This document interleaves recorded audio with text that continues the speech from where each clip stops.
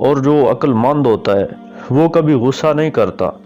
ہمارے معاشرے میں جو اکثر مسائل پیدا ہوتے ہیں وہ اس وجہ سے ہوتے ہیں کہ ہم ایک دوسرے کو سمجھتے نہیں ہیں، یا ہم ایک دوسرے کو سمجھنے کی کوشش نہیں کرتے، یا ہم ایک دوسرے کو سمجھنے کا موقع دیتے ہی نہیں ہیں۔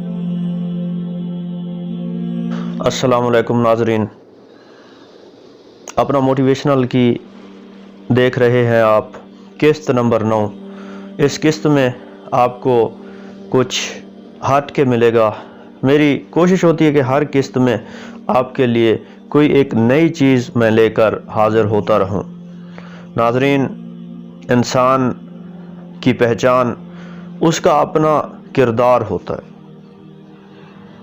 اگر ہمارا کردار اچھا نہیں ہے تو ہمارا معاشرے میں کوئی مقام نہیں ہو سکتا، اور جو کردار ہوتا ہے اس کی بہت بڑی طاقت ہوتی ہے، انسان کو عزت دیتا ہے۔ کردار اگر اچھا ہو تو انسان کے لیے یہ عزت، عظمت اور بلندی کا باعث ہوتا ہے، اور اگر ہمارا کردار اچھا نہیں ہوگا تو یہ ہمارے لیے پستی اور ذلت کی بات ہوگی۔ اس لیے ہمیں ہمیشہ اپنے آپ کو پاک دامن رکھنا چاہیے، کیونکہ جب ہم عیب سے پاک ہوں گے، جب ہمارے جسم پر کوئی بدنما دھبا نہیں ہوگا، ہماری زندگی پر کوئی داغ نہیں ہوگا، تو ہم بہت ہی صاف نظر آئیں گے، پاک و پاکیزہ نظر آئیں گے، اور اچھے کردار کا مزہ ہی کچھ اور ہے۔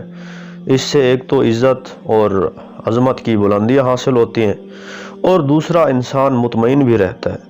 اگر ہم اپنے کردار کو بہتر بنائیں اور ہم کوشش کریں تو ہم ایسا کر سکتے ہیں۔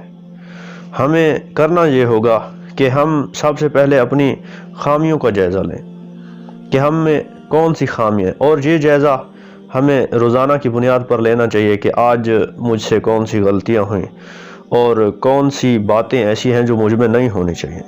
جب ہم اپنا جائزہ لینے کے عادی ہو جائیں گے تو ہم میں حقیقت کو تسلیم کرنے کا جذبہ پیدا ہو جائے گا، اور پھر آہستہ آہستہ ہم اپنے اندر تبدیلی لانا جب شروع کریں گے تو پھر ہمارا کردار جو ہے وہ چمکے گا، اور اس طرح ہم جہالت اور گمراہی کے اندھیرے سے نکل کر حقیقت کی روشنی میں آ جائیں گے۔